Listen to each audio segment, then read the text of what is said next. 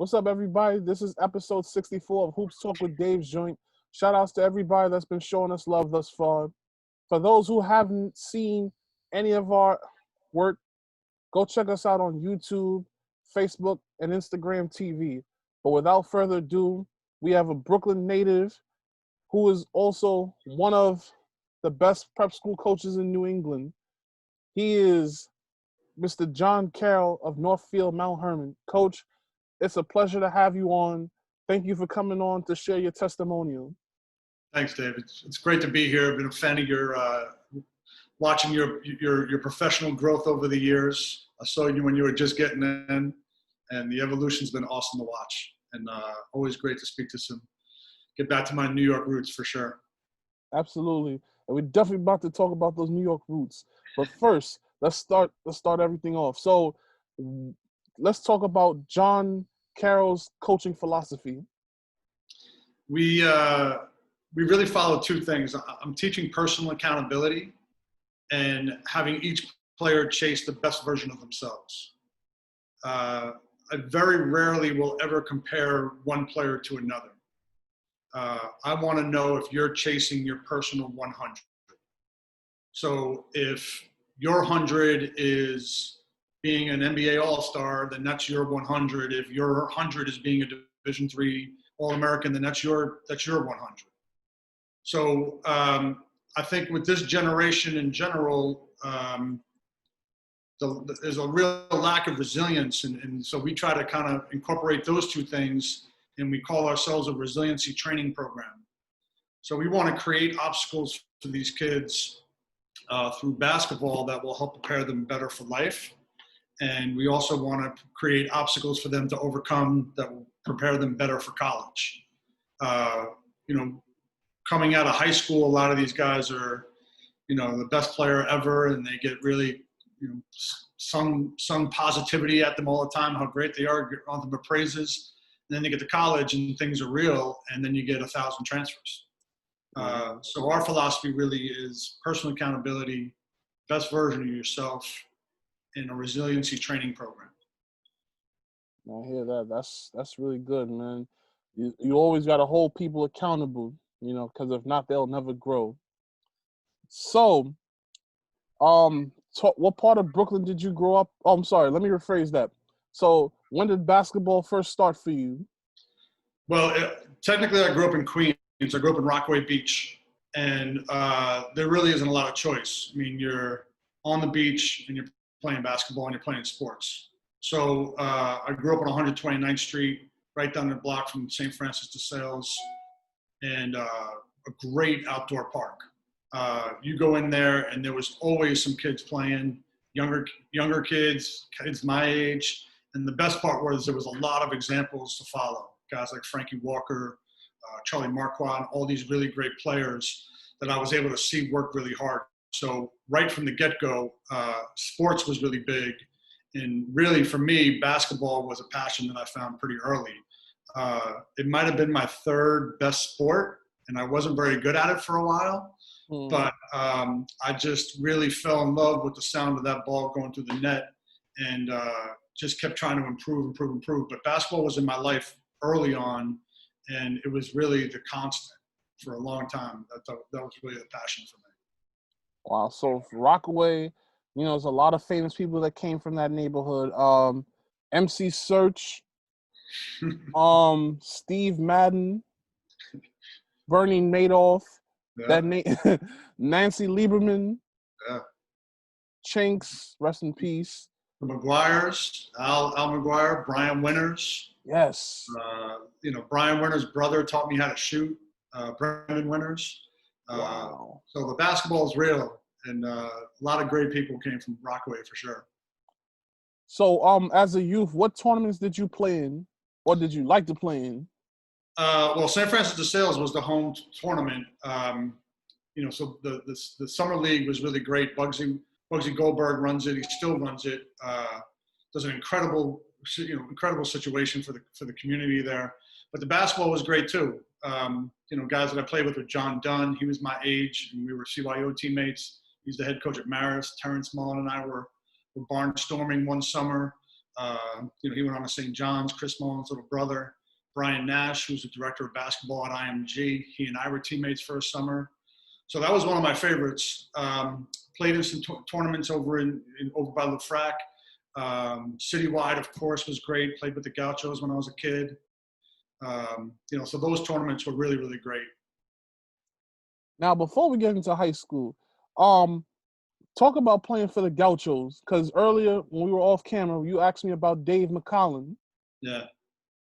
Yeah, I mean, I've been really fortunate to have great coaches, and I've been really fortunate to have bad coaches. And, Bob Leckie, who was coach at St. Peter's, went to coach at Bishop Loughlin. He was my 5th grade CYO coach. That's kind of unique opportunity to have that kind of guy teaching you basketball in 5th grade. I mean, he taught you a whole bunch of other words too, but he taught you basketball. He introduced me to a lot of language that I wasn't ready for in 5th grade. But then you get to Mr. Andrews over at St. Francis, Charlie Marquand coached me in summer league.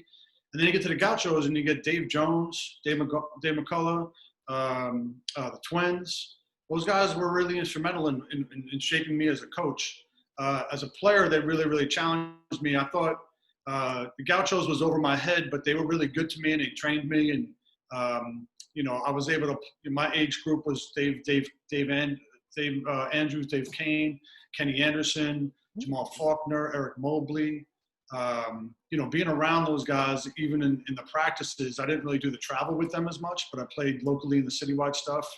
But went to all the workouts, seeing Rod Strickland, Darrell Walker, younger than us was Jamal Mashburn. So, I mean, those guys were so instrumental in how they coached, and the standard that they set was undeniable, and you had to overcome it. Like, you had to meet their standard.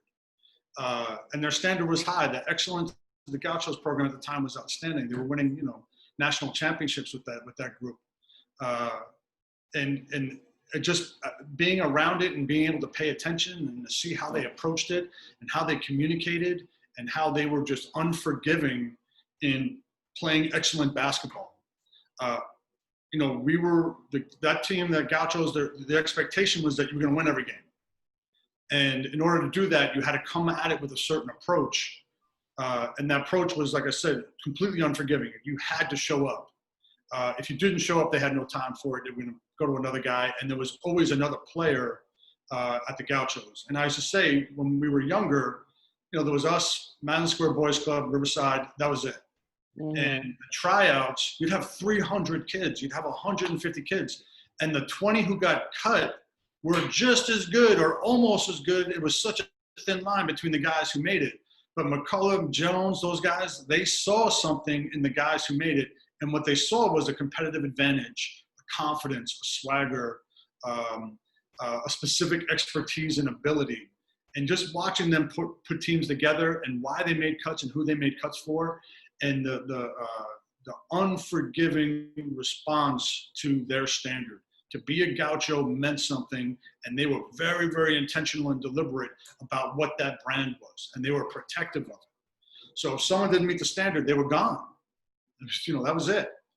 And it was just awesome to be around it. And, it really, really shaped, as much as any coaches that I've been around, being a part of the Gauchos program, them shaped me as much as anything I've been around.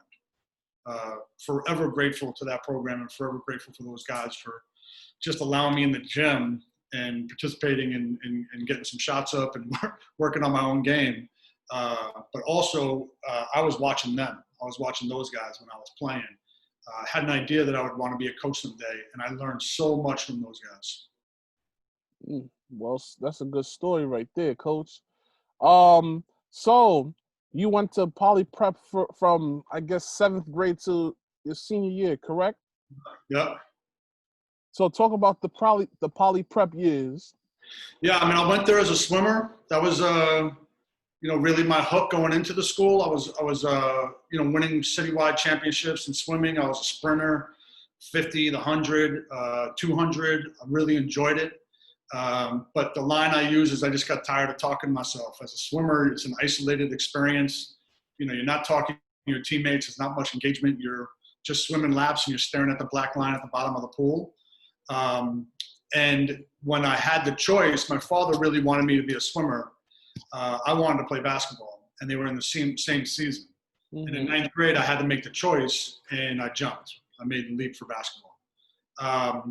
Also played on the football team. I was a linebacker, tight end for them. And then as a senior, I also played baseball as a pitcher. Played a little first base, played some, played other positions too. But for me, it always came back to basketball, and that passion for it just grew as my years went on. So in ninth grade, I played on the ninth grade team. I was pretty good. And then really between ninth grade and 10th grade is when I grew. I was about 5'8" as a freshman, came back to campus 6'2", had all kinds of greasy hair, acne. The growth spurt happened in the summer, really between 3 months. I grew about 4.5, 5 inches. And then basketball really started to work for me. Played on the JV team for Jim Esposito, who's a great football coach, coached at Bishop Ford, coached at Poly Prep. And then he really let me loose. And then I was scoring like 27, 28 points a game on the JV team. As a junior, moved up to the varsity, averaged about 17 points a game. And then the gift of all gifts, the three-point line came in 87, 88. And that's where I found my match. So my senior year, I averaged 29 points a game, second team all Brooklyn Queens. That three-point line really changed my life.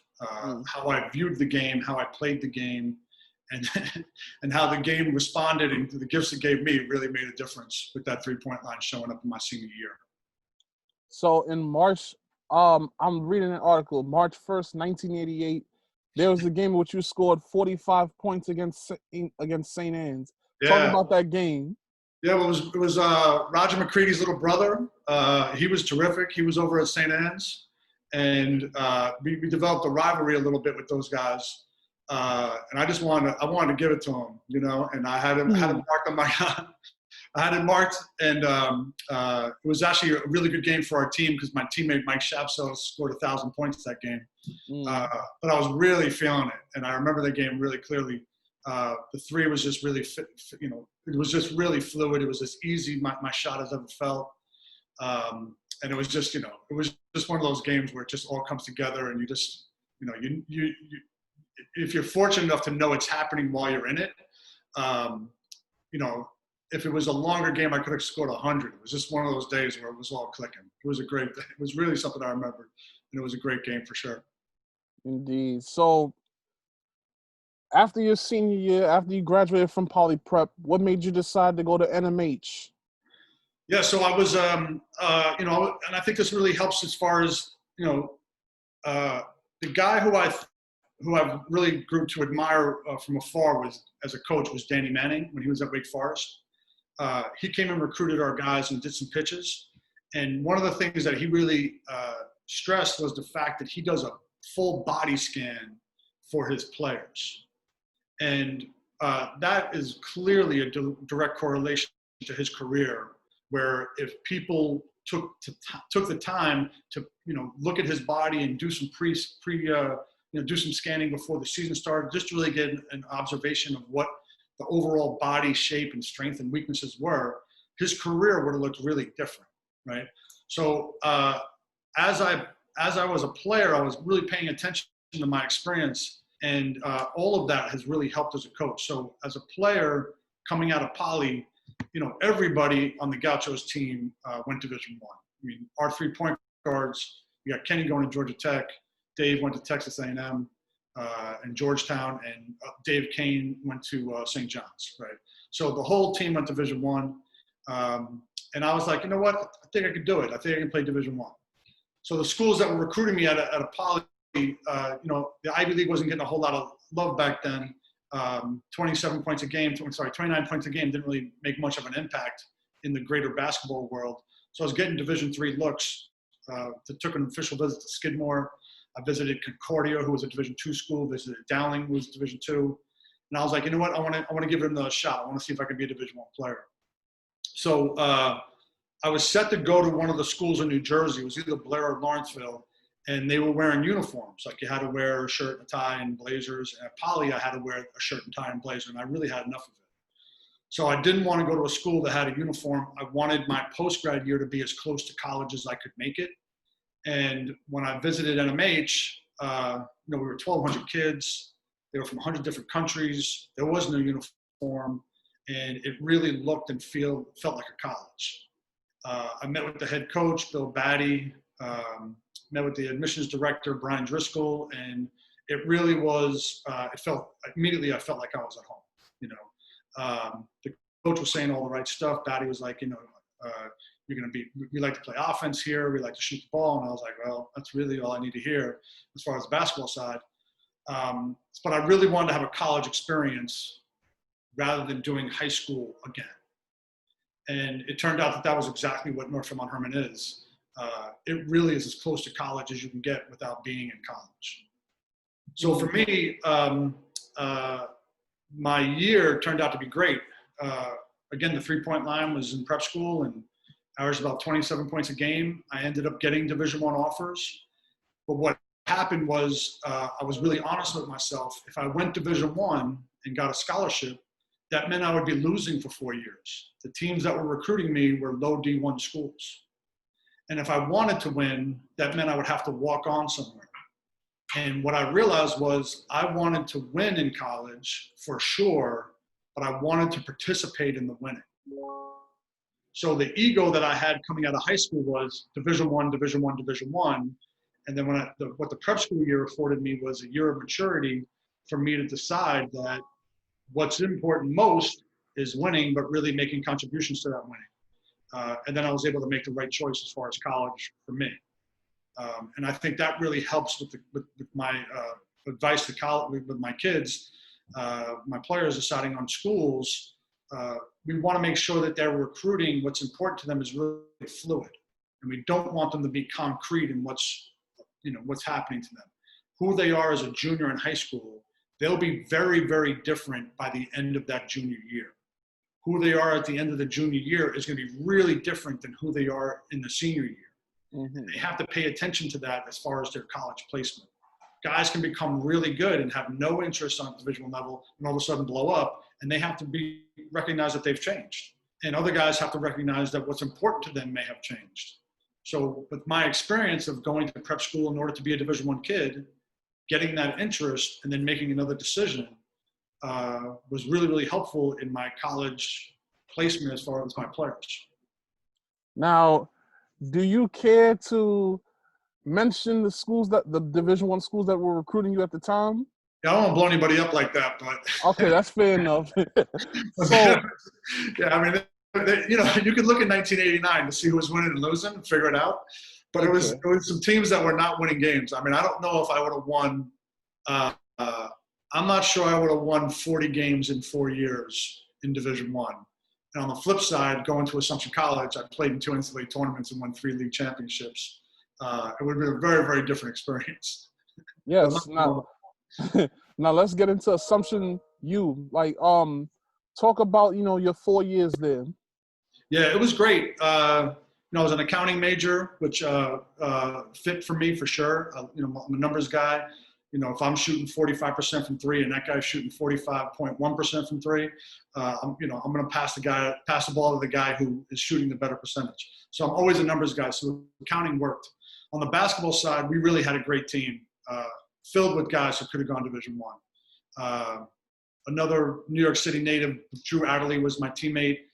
Came out of New Utrecht, played at MCI, and then he still holds the all-time scoring record in the NE10.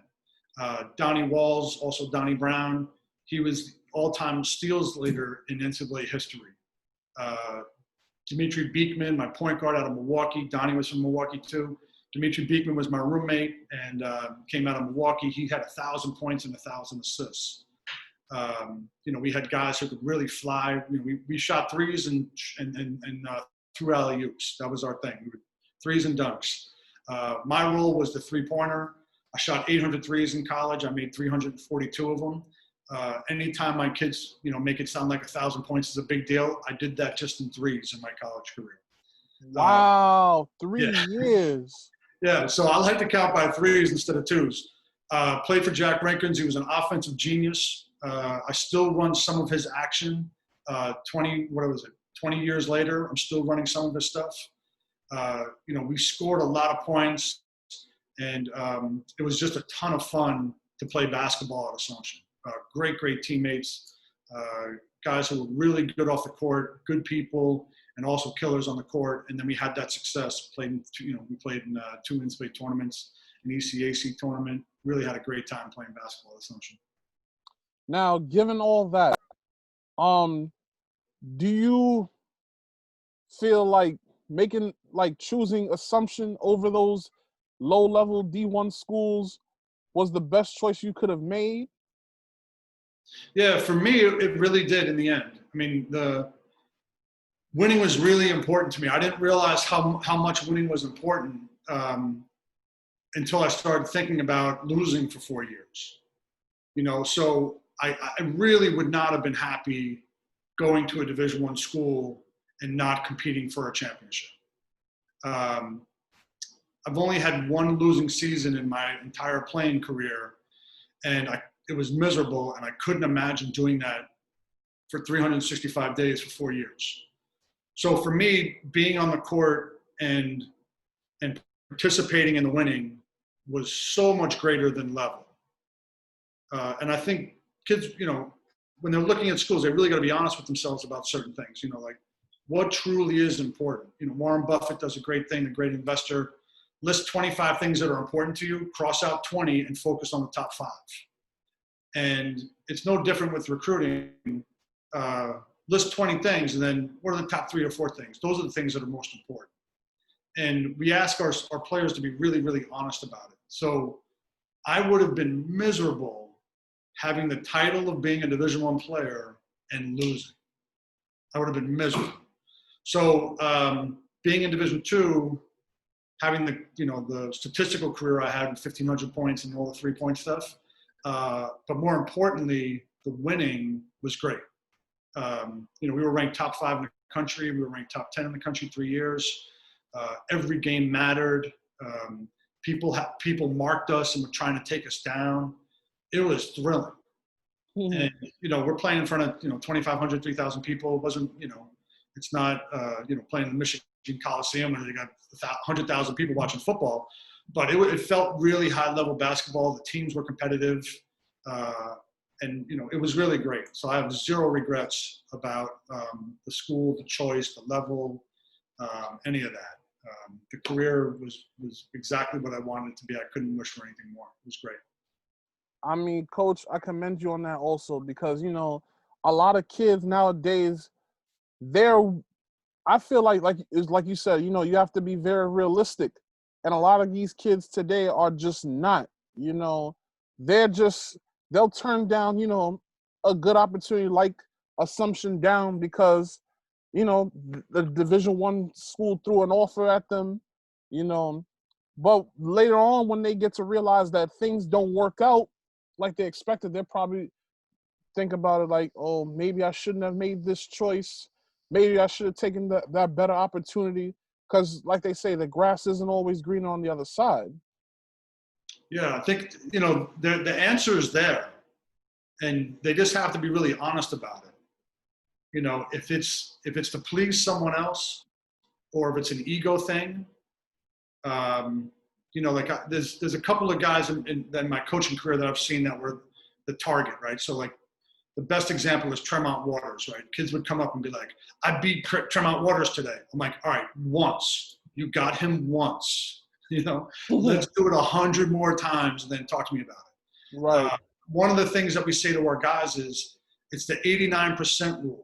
Do you play at that level that you're trying to go to 89% of the time? So it's not a ridiculous number. We're not saying 100%, but 89% is a B+. And if you play at the Duke level 89% of the time, then you can play at Duke. Because even the guys who are at Duke don't play at Duke 100% of the time. So that's the stuff that we really try to get our guys to really focus on are facts, right? So my brother is a professor of Brazilian Jiu-Jitsu, Stu Carroll. He has a dojo in Brooklyn, Sun Dojo. And I asked him why they always bow, right, before every match, right? So obviously it's a sign of respect, but it's also they're emptying their cup. And I was like, all right, you got me. That's awesome. Tell me more about it. He's like, you're emptying your cup of your ego. And your opponent is your ego. But the person that you are facing is actually your teacher. So if you're able to empty your cup of your ego, your teacher, your opponent, will actually inform you and give you information about yourself as a combatant, right? And it's no different with the college process. It's no different than being a basketball player.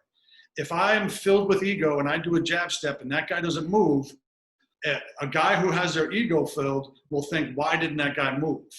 A guy who empties up his cup of his ego will say, my jab step isn't good enough. My pump fake isn't good enough. I need to work on this. The amount of time it takes my three-pointer to get off is too slow because that guy just blocked my shot. Rather than, how the hell did that guy block my shot, right? But if you empty your cup of your ego, you can gain information about yourself. And it's the same thing about the college process. If you're filled with ego, there is no way for information to come at you because you will deny it. But if you empty your cup of your ego, you will learn about yourself. Guys like you who are excellent evaluators of talent, Adam Finkelstein, Paul Biancardi, all these guys who are evaluators of talent, if you're paying attention to what they're saying, and rather than dismissing it, you might learn something about yourself. So it's no different with the college process. So many kids are like, I'm going Division I. And they make mistakes, or they're going to a level higher than they're going to, and they make mistakes. And that's why there are 1,000 transfers, because kids are making decisions based on ego rather than the facts, rather than the information. Why would I go to a school that doesn't play freshman point guards if I'm a freshman point guard? Like, I need to see that information and learn that so I can collect information rather than having this be an emotional decision. Exactly. Yeah. Very, very true, Coach. So after you graduated from Assumption U, you went into the corporate world at Morgan Stanley as a broker. Talk about that. Yeah, it was great. You know, the accounting degree came in handy. I wasn't sure what I wanted to do.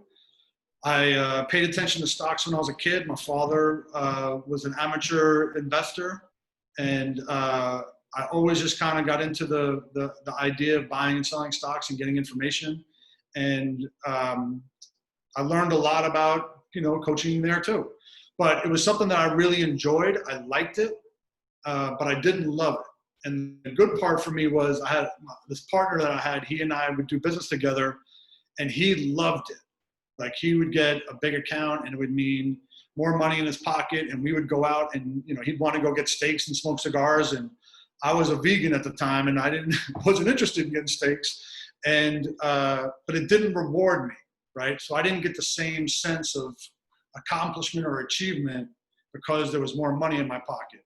Right. And I was grateful that I had that example of, he loved what he was doing, and he's still in the business. Aaron Simon's doing great, and great guy, hockey guy. And he loved it and I didn't. And I kept trying to love it when I only got to the point of liking it. So on a Tuesday, I just walked in, and in that business, you don't give 2 weeks notice, you just resign. You know, they want you out of there. Just like that. So I just walked in, slipped my resignation letter across the table, was in the elevator, and I remembered walking out of there feeling like it was the right decision. I resigned, I think, in May of 2001. Not having the job at NMH yet, but I interviewed. Spent that summer reading a ton of books on the Charles River in Boston. And then August of 2001, I arrived at Northfield Mount Hermon, and the first week I was here, I found what I loved. And it's an old cliche, if you love what you're doing, you don't work a day in your life. There's been really, really hard days working at Northfield Mount Hermon, but I haven't worked a day in my life in the last 20 years because I love being at the school, and I love the job I'm doing, and I love working with this age group. And, you know, it's just a really good match.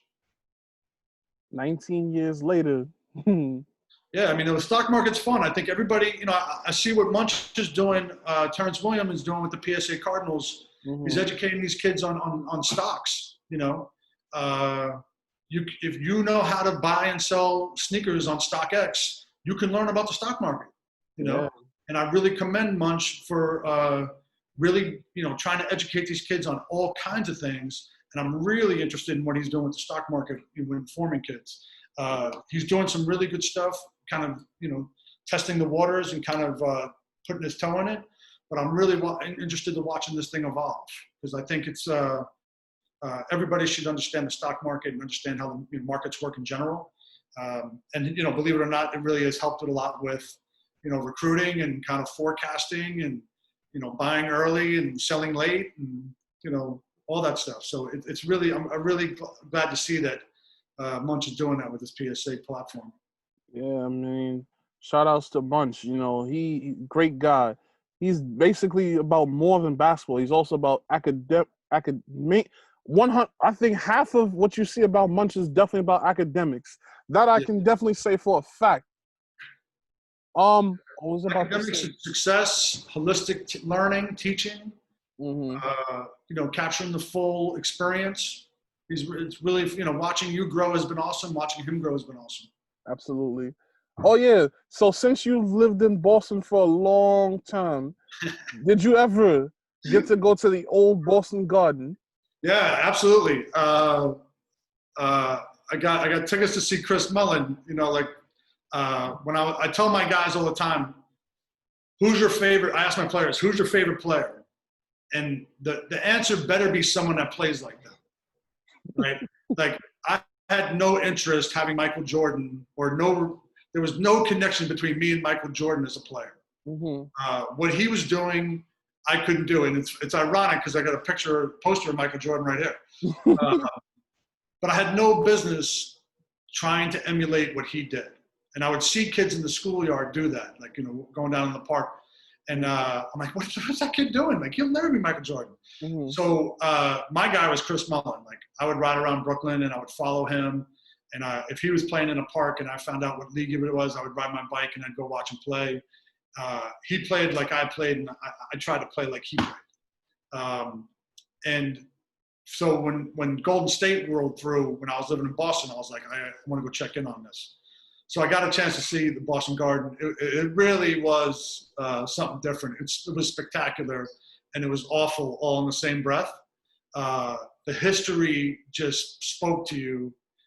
You could see Bill Russell and Cousy and Heinsohn on the court, even though it was Reggie Lewis and Dennis Johnson, whoever else. The history, you could see the lineage. It was really pretty cool.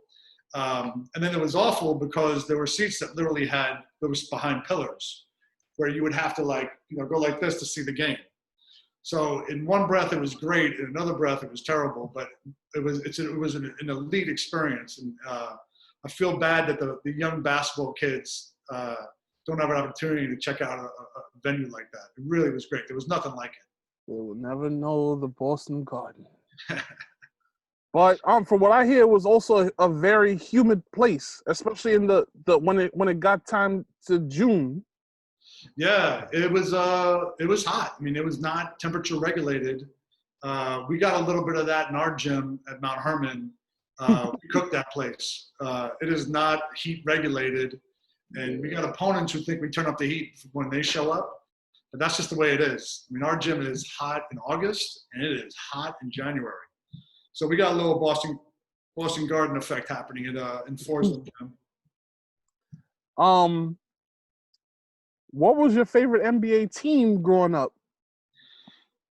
For me, I remember hearing Jerry Seinfeld, the comedian, say that he doesn't root for uniforms. He doesn't root for jerseys. He roots for players. And that was really my thing. So I was a Knick fan when Bernard was there, Bernard King.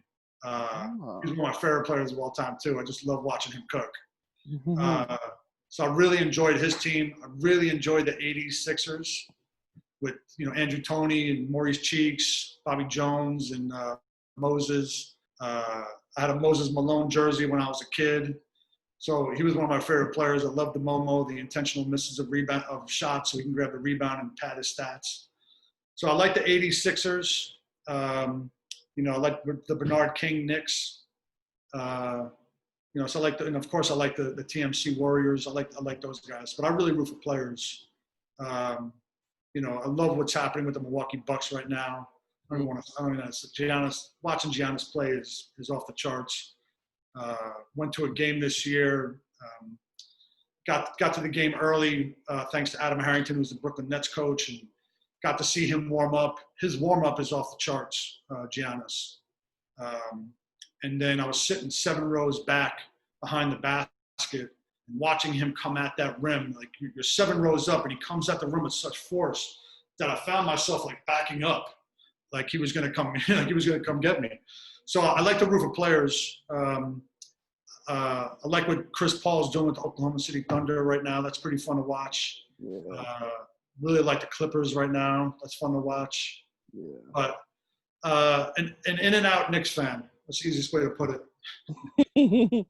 Indeed. So, what talk about NMH in the beginning, the first few years? Yeah, I mean, the first year I got back, I mean, when I played, it was great. You know, 88, 89, Keith Ferdinando was a great teammate. We did like the Ernie and Bernie show when we were here. Will Hawkins played at Wheaton. Keith played at Bates. Keith scored 1,000 points at Bates. Will scored 1,000 points at Wheaton. I went to his Hall of Fame induction. My teammate at Assumption, Leroy Sims, played with me at Assumption. He's renamed himself Oshinga Ramashinga.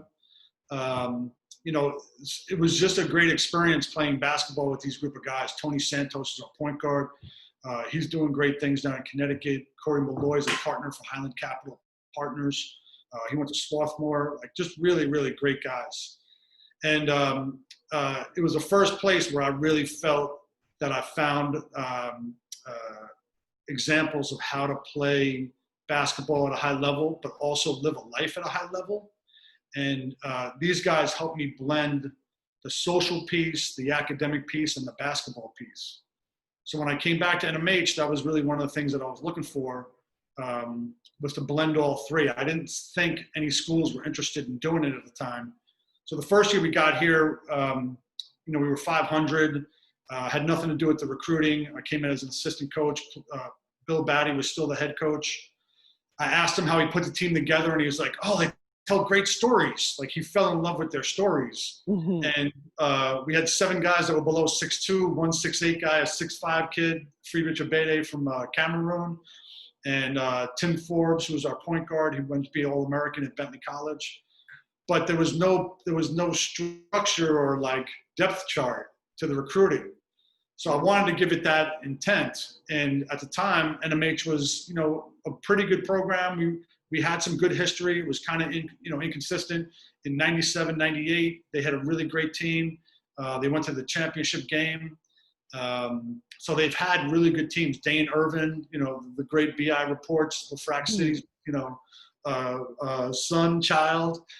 He played here, and they had a great team. Jimmy Ahern was a gregreat player for them. Ryan Saravalli played at Holy Cross. Jared Curry, another guy who's, you know, a great competitor. So those guys set the standard for what it could be. And I wanted to get back to that, but I also wanted to add, you know, leadership academics to it also. So the second year, I knew I couldn't go into New York City as Northfield Mount Hermon and come out with a bunch of players. I knew I couldn't do that in Philly. I couldn't do it in those places. So I wanted to get the 3 best postgrads I could get out of Boston. Eli Manna, Corey Boston, and Rob Taylor were those 3 guys. And I think that really helped put us on the map in New England. The following year, we really started to branch out. We got Kashif Payne out of Chester, Pennsylvania, great point guard, went to Toledo. One of the most important players in my career was Tony Gaffney out of Somerset, Berkeley, Mass. He was averaging a quadruple double in Massachusetts, and getting him really put NMH on a new path. He went on to UMass to be an All-American, and he just finished his professional career in Israel. Great professional career. And then Boris Menno came from France. He was a referral from Davidson. And we really started to put together a good group. Dorian Brown was on that team, went to Jacksonville State from Boston. And then we started to add to it. 2005 was another growth. Joe Wolfinger played at Washington, Andrew Lyle, Colin McIntosh. These guys really started to build it. Alvin Lewis from Boston, Scott Khalil, another New York City kid, played at Cardozo. 2006, we got our first academic kid where we really went. Dan McGarry went to Harvard. Adam Walker, another New York City kid, went to Christ the King. Then he went to Howard. And then 2007 was really when it leaped again. We had one of the best games and easily one of the most important games in NMH history at the New York City Boys Club in the last year that they had it. Ty Nash, New York City kid, played at Notre Dame. R.J. Rutledge, another New York City kid, played at Monmouth. The Williams twins from Paterson, New Jersey. Terrell and Jarrell both played at LaSalle. Gary Correa from Providence played at UMass. We played Michael Beasley in the finals of the New England Boys Club tournament. They were the #1 team in the country, loaded squad. We were down pretty big at halftime, and our guys fought back, and they won. And I think that sent a little ripple across prep school basketball that Northfield Mount Hermon was real. And then next year, we had 2008. We really went academic. Off that team, we had a bunch of guys go Division One. Mike Mara was on that team. Went to Louisville, won a national championship, and then we had all the Ivy League guys. David Ruffle, Josh Riddle both went to Dartmouth.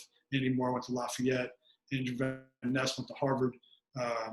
We had a bunch of guys on that team. And that's where we really started to become the academic and basketball, the best academic and basketball school in the country. 2010, we played in the national championship game, and LeBron Lavardo went to Harvard. Matt Brown went to Harvard. Hector Harold went to Vermont. Josh Elbaum, another Long Island kid, New York City, went to Vermont. So that's when it really started to take off. And in the past, 10 years, we won almost 300 games, or more than 300 games. We played in 4 national championship tournaments. We won 4 New England titles. Won a national championship in 2013. That's really the gist of it. I think I went longer than I probably should have, but that's the gist of it. Wow! Shout outs to NMH on all their success. That's big right there. So, at one point, you guys sent 30s, like close to 40 players to Ivy League schools. Like, that's big right there. Like, a lot of schools struggle just getting 1 or 2 into Ivy League schools. Like, you got 37. Like, talk about that accomplishment. Yeah, I mean, it's hard to put it in perspective. I mean, 40 on its own is just 40 guys going to the Ivy League, right? But to put it in perspective, that's more than the state of New York. So over the last 12 years, we've sent more players to the Ivy League than the entire state of New York. Only the states of California and Texas have sent more players to the Ivy League than Northfield Mount Hermon has. Wow. So to put it in perspective, I think that's the easiest way to do it. California's got 5,300 high schools. Texas has 3,300. Mm-hmm. So it's something that our guys, we attract those guys. We look for those guys. We call it hunting unicorns. Mm-hmm. We're looking for kids that are outstanding citizens, outstanding students who want to play basketball at a really high level, and it's in that order. So we're, going back to the Gauchos being unforgiving in their standard and who they are and what their brand was.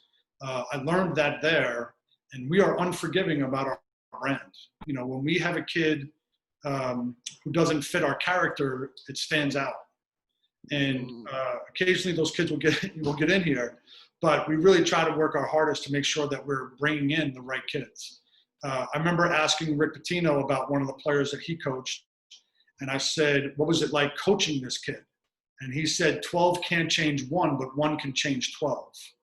That's deep. What that basically means is if you get it wrong one time, it could ruin the group. So at Northfield Mount Hermon, we're really focused on bringing in very, very, very high character kids. And we're paying attention for that one kid who can bring us down. Because, asking Rick that question was one of the most important questions I asked. If you sacrifice character, you're going to pay for it. And we really commit to not sacrificing character. We really commit to not sacrificing academics in order to have a high-end basketball team. Our best teams were also the teams that had the best chemistry. That's not a coincidence. The teams that didn't have the best chemistry didn't achieve what they could have achieved. So we are 100% in on being the best academic and basketball school in the country. The combination of the basketball being, we've been top 5 in the country for a dozen years, playing 10 straight or 11 straight national championship tournaments, and having 40 kids go to the Ivy League. And if they don't go to the Ivy League, they go to Stanford, Northwestern, North Carolina, Notre Dame, Michigan, Purdue, Bucknell, Elon. You know, they're going to the very, very high-end academic schools outside of the Ivy League. Wow, that's big right there, Coach. That's really cool. So, let's talk about the NEPSAC. Like, Yeah. you guys have a lot of, outside of you guys, there's a lot of talented teams there, like Woodstock, Brewster, and so on and so on. What makes that league so uber competitive? Well, obviously the players. You know, we're playing in. We played Brewster in the 2019 New England Championship game. You know, we line up with Chris Ledlam going to Harvard, Max Lorca going PSA kid, Chris Ledlam Jayhawks. Chris is going to Harvard. Max is going to Penn. Cam Kristoviak, Larry Kristoviak's son from Harvard, going to Dartmouth. Michael Jankovic going to Kansas. Darius Irvin, Brooklyn kid, going to Cornell. You know, Ben Callahan Gold comes off the bench going to Tulane.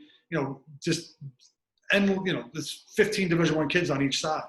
They're lining up with Jalen LeCue going to Phoenix Suns, Terrence Clark going to Kentucky. You know, the kid going to Texas, another kid going to Miami, another kid going to NC State. It's like those games are just bananas when it comes to the amount of talent that's on the court. And then you add to it coaches that are really committed and challenging themselves to get better every year. People discount how much better of a coach Jason Smith is today than he was 10 years ago. He is an outstanding coach. And everyone's just like, oh, he's loaded. Yeah, it's true. His best coach game against us came last year. So this is a guy that's committed to being a better coach, not just loading up every year. So I think that's what you really have is coaches that respect the conference. NEPSAC AAA is the best league in the country, in my opinion. You got Jerry Quinn with well over 1,000 wins. You got Whit LeJour Jerry's at St. Thomas More. You got Whit LeJour over at Bridgeton, 800 plus wins. Jason's got to have 700 plus wins. I have 350 wins, 350 wins, and I'm in 4th place in the league. Like the league is crazy as far as the quality of coaches in it. And the commitment is always, and that's what I admire about, especially those guys, because they've been around the longest. The commitment to the player, in their development, holding a standard. All four of us. It is a resiliency training program. You are prepared to play in college, playing for those guys. What they do and how they coach is just like college. So it's not like you're going to get there when you get to college and be like, oh, you know, the coach calls up and be like, oh, we have so much to teach this kid. Like those kids are prepared. We play college rules. You know, the FIBA line was instituted in Division I basketball last year. We put it in last year. So these guys are literally playing college basketball here. And one of the biggest advantages that I talk about all the time is we played 38 games last year in 45 fewer days than Division I basketball. So those guys are playing 38 games, and they play through November. They don't have a Thanksgiving break. They play through December. They don't have a December break. So they play, and we start later than they do. So in 45 fewer days, we're playing more games or the same amount of games as they are. So the quality of the player is off the charts, and then the quality of the coaching is outstanding. And I think that's really what makes the league so great. I mean, I'm not gonna lie. What you just said right there is very impressive. And in a way, it's like I kind of understand why some coaches in New York City want to hold on to their kids. But the reality is that when you come up, you know, to coaches like you, Jerry Quinn, Jason Smith, it seems like you guys can offer their kids more than they can. Because let's face it, you guys are probably getting double the Division I, coaches, double the college coaches. You guys get to travel even more than a regular high school would. And you guys are getting them ready for college more academically. So I think, that's when it's like when you put all that in there, it seems like, yeah, high school locally is great, but you know what I'm saying, this is not. Yeah, I mean, I'm not taking, I'm a New York kid, and there's terrific basketball happening in New York, and there's terrific coaches happening in New York. The Stepinac kids are prepared. Those guys are getting exposure. They're playing high level.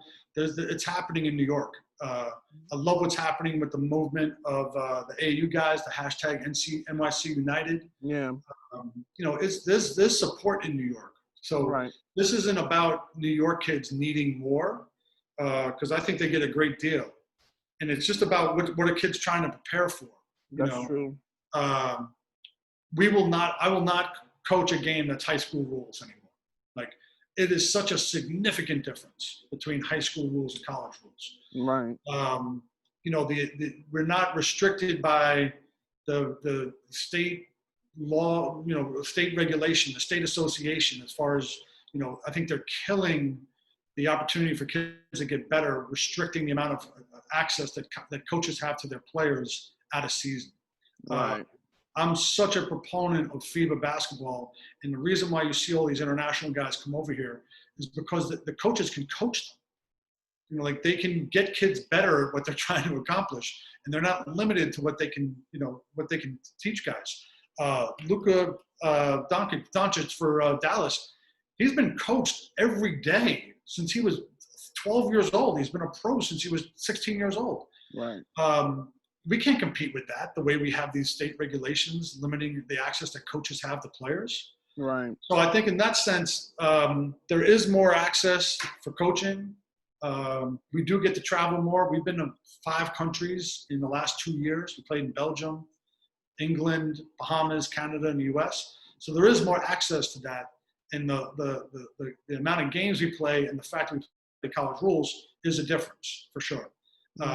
Being able to be coached by Jerry Quinn, who should be in the Hall of Fame, is a significant opportunity. Being coached by Jason Smith, who has sent more players to the NBA than anybody that I know, is a significant opportunity. You want to go play in the Ivy League and play for the best academic schools in the country as far as college, and playing at Northfield Mount Hermon is a significant opportunity. So I think the opportunity is there, but to compare it to what's happening in New York, I'm just not going to do it. I think what's happening in New York, especially now, with what Jay's doing and Andy Borman and those guys and Munch, it's really, Dana Dingle, those guys are doing great stuff. Right. I just wish the state regulations would allow high school coaches to have more access to their players in order to make them, help them get them better. I agree with that too. And I agree with the NYC United, because, I hope that, the programs stay united, not just when this COVID, not just because of the COVID situation, but once, things get back to rolling again, where we can all see all the players, when all the programs are able to freely be out and about, at tournaments again. Because one of the things I would love to see is all the New York teams play against each other. Yeah. That's what I would love more than anything. But as far as the unity is concerned, we need that now more than ever. Yeah. But getting back to NMH, you're in their Hall of Fame in 3 categories. How does it feel to be honored by the school that gave you your education? Yeah, I mean, every decision I make here is, am I paying homage to Northfield Mount Hermon, right? The school that changed my life. And is this decision helping NMH be the best school in the world, right? So they provided me the opportunity to find out who I was as a person. And, I would have made a mistake as far as my college selection if I didn't come here. I wouldn't have found the outdoors. I'm a outdoorsman. I like to hike. I like to do all kinds of stuff outside now. And when I came into New York City, the idea of hiking a mountain, it was like, I was more likely to land on Mars than I was to hike a mountain.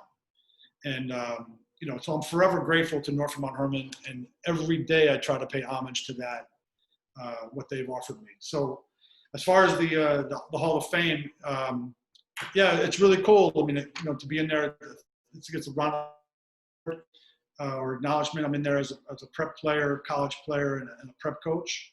Anytime you can get honored, it's a humbling thing. And on the other side, you just feel like you're getting old. I felt a bigger sense of accomplishment turning 50 than I think I did getting into the Hall of Fame.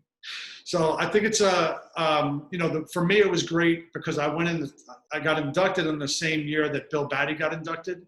And so to go in there with my head coach and the guy that I was an assistant coach for 6 years was really, really an honor. And the table of people that we had at the induction ceremony was just a cast of characters, and it was some of the most special people in my life. Matt Penny was there, my brother, Gene Reisman, Bill Batty had his party. It was really, my wife was there. It was really, really special to share it with those people. In addition to just getting inducted was pretty cool also. That's big right there. So talk about NMH as the school. Yeah, it's a special place. I think for kids that are looking for balance, I don't think there's a better school. I went to Poly Prep and I understand that the New York City private schools, it's very, very, very competitive. And, oftentimes you'd be walking the hallway and someone would say, hey, what grade you get? And, you say you got a 96 and they'd be like, oh, sweet, I got 97. And, that's kind of the New York City culture in a lot of ways. They're just trying to compare and make sure they're beating you. And at NMH, it's much more collaborative. Like, for me, I know who the smartest kids are in the classes. And when I was here, and it's still true, but I may not know their grades. They're not talking about it. Kids want to make sure that your success is happening alongside their success. And it's not kids are hoping their success is at the expense of your success. Right. So I think it's a really special place when it comes to that. Our arts department is off the charts. We've had Uma Thurman, Laura Linney, who just got nominated for an Emmy, Natalie Cole, Kim Raver, who's in 24, Elizabeth Perkins, Brian Callen, the guy from The Hangover who owns the chapel. They're all from our theater department. Like they all went to school here. High-end math, you can take multivariable, linear algebra, number theory. You can do terms abroad. You can really explore who you are as a person. My brother went to school a year after I did here, and coming into it, I thought he and I were, similar characters. And leaving here, we were very different. And I think a student can really find who they are as a person here. And the great part is that there's a group of faculty that at the highest level and who are willing to support you in whatever your pursuits are. And I think, for me, in terms of the basketball connecting with the school, we couldn't be the best academic and basketball school at just anywhere. This can't be recreated at just any school. And the reason it happens here is because citizenship is really important at Northfield Mount Hermon. Academic success is really important. And what I like about the academic success at Northfield Mount Hermon is it's on the students' terms. So we're not setting a standard here and being like, okay, if you get an A- in this class, you're successful. If you get a B+, you're unsuccessful. I love that we do effort grades alongside of letter grades. So if a kid gets an A3, that means he's smart and achieved, but he didn't work particularly hard to get it.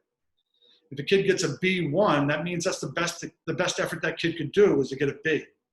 And I love that combination of achievement alongside the effort you put into it. So at other schools, it's just you got an A, and whether or not you worked hard is irrelevant. Whether or not you earned it is irrelevant. And I like that kids are learning how to earn things here, and that's part of the category. So for me, getting back to the basketball and academics, it couldn't happen just anywhere. The fact that we are the best academic and basketball school is because of Northfield Mount Hermon. But one of the reasons we're called a leadership academy, we've had 31 Division I captains over the last 10 years, is because of Northfield Mount Hermon. So a bad program has nothing to do with their school. a good program is in line with the school's mission, and a great program is the best version that that school has to offer. And our ambition every year is to be the best program that we can be in order to really showcase what Northfield Mount Hermon's about. NMH boys basketball is a direct reflection on what Northfield Mount Hermon is all about. Indeed. So, this is one of the questions that I love to lead up to. Oh wait, before I even lead up to one of my favorite questions, talk about some of the players that you have for next season's team coming in that we should look at. Yeah, you know some of them because we always have guys coming back. We're one of the few prep schools that really has kids here for multiple years. Super excited about Jake Tavroff and Gus Larson. They're going to be our captains. Jake looks like an Avenger when he walks in the gym. He's in phenomenal shape, 6'9", 240. He's from Oceanside, New York, playing for New Heights. And then you got Gus Larson, 6'11". He keeps growing. Both are outstanding students, outstanding citizens. You know, Gus already has offers from Penn, Richmond, Columbia, Brown. He's got a bunch of offers. Northwestern's talking to him. Cal's talking to him.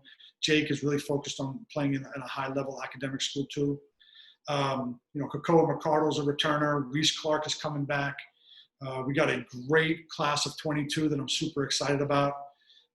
Peter Carey is a complete sleeper, coming in from Frontier High School, 6'11" kid, super bouncy, playing with New York Lightning.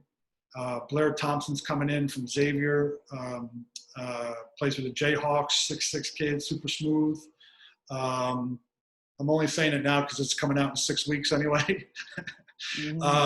Jordan Everson, I think, is going to really be another sleeper. He's a 6'7" kid from North Dakota. This is really my all-sleeper team. People don't know about these guys, and I can't wait for these guys to blow up. And then we got the great backcourt of Rowan Brumbaugh from DC, and then Avery Brown from Connecticut and plays for PSA. Those two, I think, could be the best. They can compete for the claim of best backcourt in the country in a year. Both of them are juniors, and I think they're terrific. So the ball will be in their hands for the next 2 years, and I'm really, really excited about what those guys are going to do. Avery's got, we've been talking to Ohio State, picked up an offer from Indiana. He's a really, really terrific player, and Rowan Brumbaugh is another guy who's known but still on that sleeper side, and I think he's going to blow up too. So there's other guys too. Sam Clores is coming from the Wrens. Committed to Brown. We're excited about him. We got another kid from Colorado. Christian Moore is coming in from LA. He's legit, plays for West Coast Elite and Ryan Silver's great program. So we got, I'm really excited about this program. We're going to be really good this year, but next year we're going to be great. We're going to be really, really, really terrific. We got Ben Chasen coming from Riverdale. He's going to be a junior too. He plays for New York Lightning. So the class of 22 is going to compete for being the best class we've had at our school. So I'm really excited about that class. So what are some venues that we can catch you guys at this year? Who knows? Our schedule is in flux. I don't know where we're going to be. I don't think anybody knows where they're going to be. Right. The good part for us is we've partnered with Key Motion. We have a great automated video system. We're going to be streaming all our workouts. People can catch us on that, and then we'll see what happens with the season. I hope we can really get together with, we've had a lot of good conversations with our league, and, we're partnering with a couple of schools as far as this bubble, seeing how this happens. But I'm really unsure about the schedule right now. I don't know what's going to happen in November as far as Adam Finkelstein's great events. And Christoph has another great event in December. So all that stuff seems to be up in the air. By the time this comes out, hopefully we have a much clearer understanding of what basketball may look like for us. Indeed. So this is the question I was going to ask before. If you could go back in a time machine to 1988, what would you tell John at 17 or 18 as he graduates from Poly Prep, is looking for, a chance to play college basketball and enrolls at NMH? Yeah, I mean, it's that thing that I said earlier about emptying your cup of your ego. I was really, really filled with ego in a different kind of way. Like I was constantly fighting, and the path you're on is the path you're supposed to be on. You're supposed to make the most of it, right? The details are so important, right? So nutrition, proper rest, activities socially. You're going through this thing once. What do you want to make of it? I'm grateful on the sense that I could walk away from basketball today and feel completely content about my playing career and my coaching career. But with that said, there were things there were heavy lessons that I learned that were pretty addressable. And if I really paid attention to the lessons that were being taught to me and just put them to action and then thought about it, I think I would have had more success.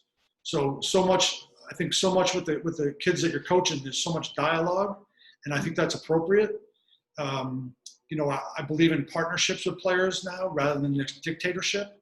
I think as parents have evolved, they've gone from, do this because I said so, to having a discussion with their kids, to becoming friends with their kids.